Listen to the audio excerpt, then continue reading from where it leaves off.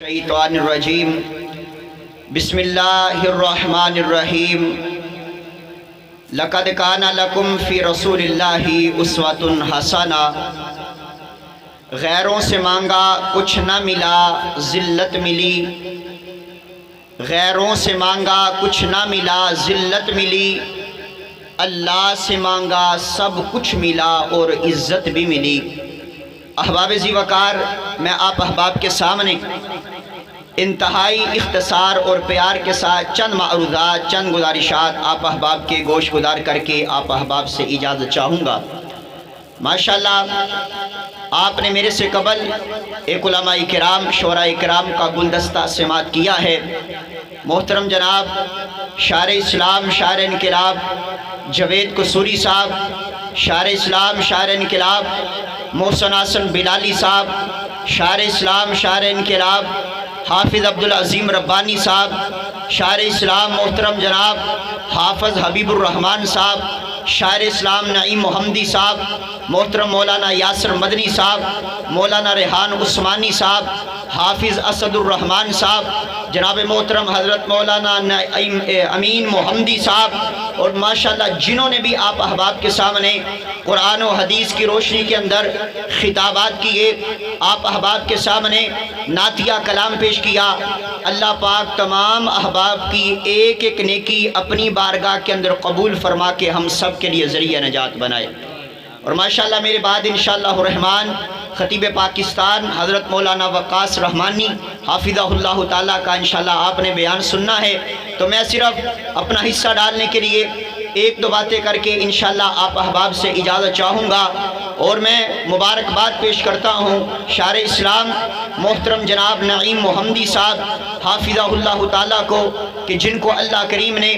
بیٹا عطا فرمایا ہے۔ اللہ پاک اس بچے کو نیک صالحہ بنائے، اپنے والدین کی آنکھوں کی ٹھنڈک بنائے، اور اس کے بعد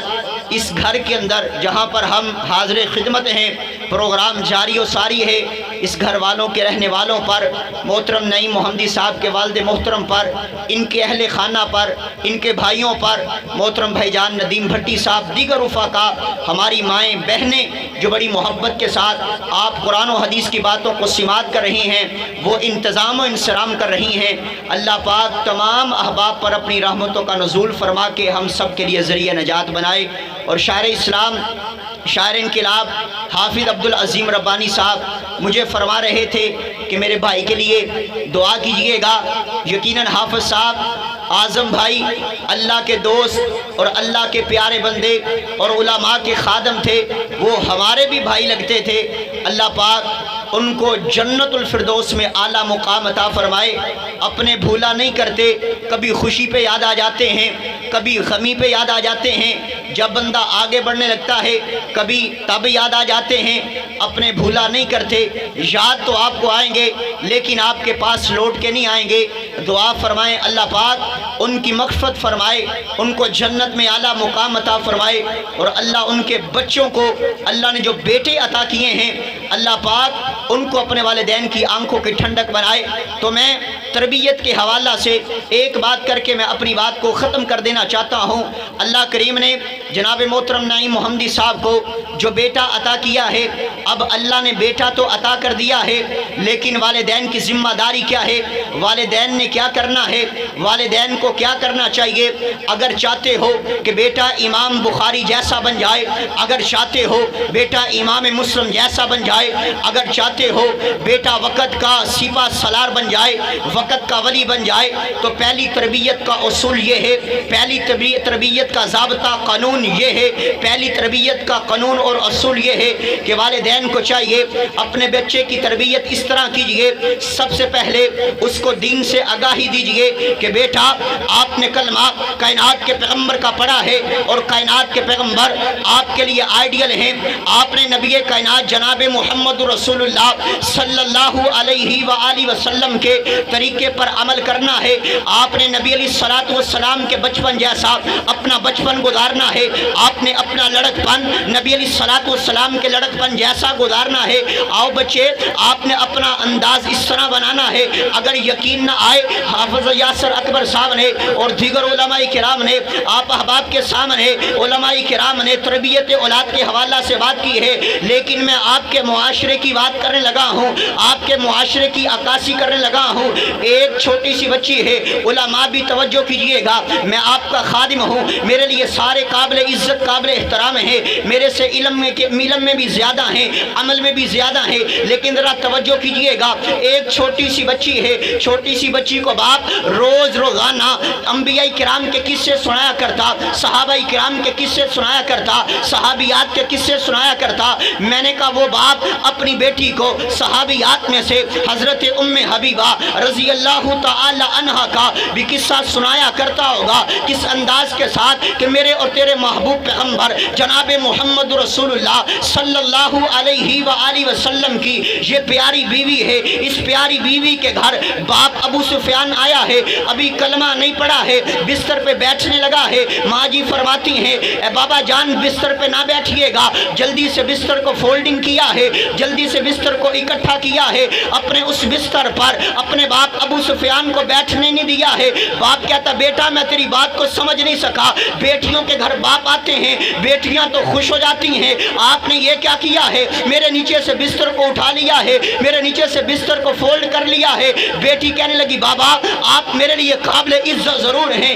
آپ میرے بابا جان ضرور ہیں، میں آپ کا ادب بھی کرتی ہوں، میں آپ کا احترام بھی کرتی ہوں، لیکن آپ کو شاید اس بات کا علم نہیں ہے، اس بستر پر کائنات کے تاجدار نبی بیٹھا کرتے ہیں، اس بستر پر کائنات کے سردار نبی آرام کیا کرتے ہیں، میرے آقا پاک ہیں، آپ ناپاک ہیں، میرے آقا علیہ الصلوۃ والسلام عظمت والے ہیں، میرے آقا علیہ الصلوۃ والسلام شان والے ہیں، میرا ایمان یہ ہے، میری محبت یہ ہے، جہاں پر کائنات کے پیغمبر بیٹھیں آپ وہاں پر نہیں بیٹھ سکتے۔ میں نے کہا وہ باپ اس طرح صحابیات کے قصے سنایا کرتا ہوگا، وہ باپ اپنی بچی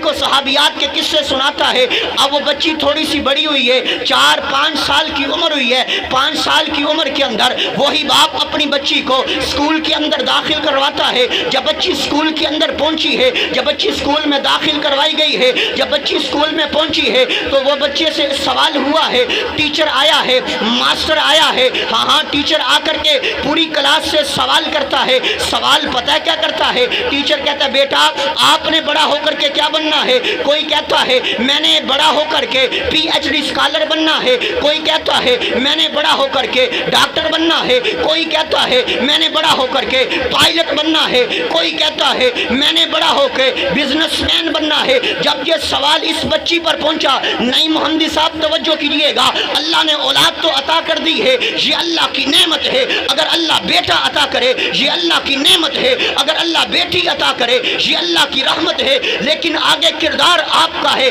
اگر میری بہن سن رہی ہے میں دعوت دینا چاہتا ہوں، لمحہ فکریہ دینا چاہتا ہوں، آگے کردار آپ کا ہے، آپ نے اپنے بچے کی تربیت کس انداز کے ساتھ کرنی ہے۔ اگر چاہتے ہو آپ کا بچہ امام بخاری امام مسلم جیسا ان کے نقش قدم پر چلنے والا بن جائے تو میری بہنا آٹا گھونتے ہوئے بھی سبحان اللہ کی صدا کو بلند کرنا ہے۔ میری بہنا جب اپنے بچے کو گود میں لیا ہے اللہ رب العالمین کی توحید کو بیان کرنا ہے، درود پاک پڑھنا ہے، انشاءاللہ اللہ آپ کے بچے کو انشاءاللہ میں آج اس بات کی پشین گوئی دینا چاہتا ہوں، اللہ سے ڈر کے اور اللہ کے فضل کے ساتھ اس بات کا اعلان کرنا چاہتا ہوں، اس پر عمل پیرا ہونا آپ کا کام ہے۔ محمدی صاحب انشاءاللہ اللہ آپ کے بچے کو عالم اسلام کا بہترین مبلغ بنا دے گا، اللہ آپ کے بیٹے کو انشاءاللہ عالم اسلام کا بہترین مقرر بنا دے گا۔ اب بچی سے سوال ہوا بیٹا آپ نے بڑا ہو کر کے کیا بننا ہے، وہ بچی کہتی ہے 5 سال کی بچی ہے،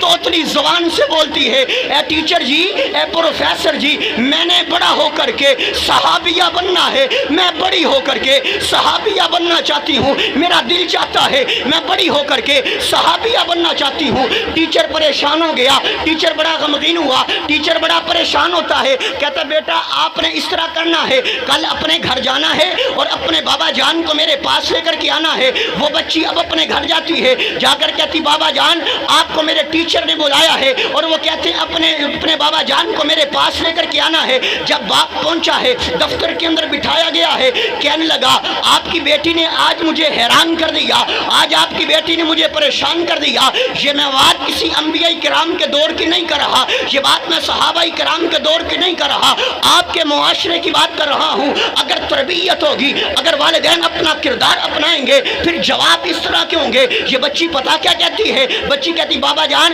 مجھے آپ کو میرے ٹیچر نے بلایا، ٹیچر کے سامنے پیش کیا گیا۔ ٹیچر کہتا ہے اے اللہ کے ولی، اے اللہ کے دوست، آپ کس بچی نے مجھے پریشان کر دیا؟ پریشان کیا کیا؟ یہ بچی کہتی ہے میں صحابیہ بننا چاہتی ہوں۔ صحابیہ بننا کوئی آسان بات ہے؟ صحابیہ تو اسے کہا جاتا ہے جس نے پیارے پیغمبر سے ملاقات کی ہو، آپ کا چہرہ پر انوار دیکھا ہو، اسے صحابیہ کہا جاتا ہے۔ جس نے رسول اللہ کا زمانہ پایا ہو، اسے صحابیہ کہا جاتا ہے۔ یہ صحابیہ کس طرح بن سکتی ہے؟ اس باپ کا جواب سنیے گا، محمدی صاحب آپ بھی والد ہو، سنیے گا اس باپ کا جواب۔ کہنے لگا میں اس بات کو جانتا ہوں، مجھے اس بات کا علم ضرور ہے، میری بیٹی صحابیہ نہیں بن سکتی، لیکن میں نے اس کے دل کے اندر، میں نے اس کے دماغ کے اندر، میں نے اس کے عقائد کے اندر، میں نے اس کے نظریات کے اندر صحابہ کرام کی محبت کو اس طرح پوش کر دیا ہے، صحابیات کی محبت کو اس طرح پوش کر دیا ہے، اللہ کے قرآن کی محبت کو اس طرح پوش کر دیا ہے، حدیث مصطفیٰ کی محبت کو اس طرح پوش کر دیا ہے۔ میرا ایمان یہ ہے میری بیٹی صحابیہ نہیں بن سکتی، لیکن مجھے اس بات کا علم ہو چکا ہے، کل میں قبر میں پڑا ہوں گا، میری بیٹی جب ہاتھ اٹھا کر کے ننھے ہاتھوں سے باپ کے لیے دعا کرے گی، اللہ میرے باپ کو جنت عطا کر دے، اللہ میرے باپ کی مغفرت فرما دے، تو میں نے اپنی بیٹی کو اپنی جنت کے لیے تیار کر لیا ہے۔ میری بیٹی صحابیہ نہیں بن سکتی، لیکن میری بیٹی صحابیہ کی غلام بن سکتی۔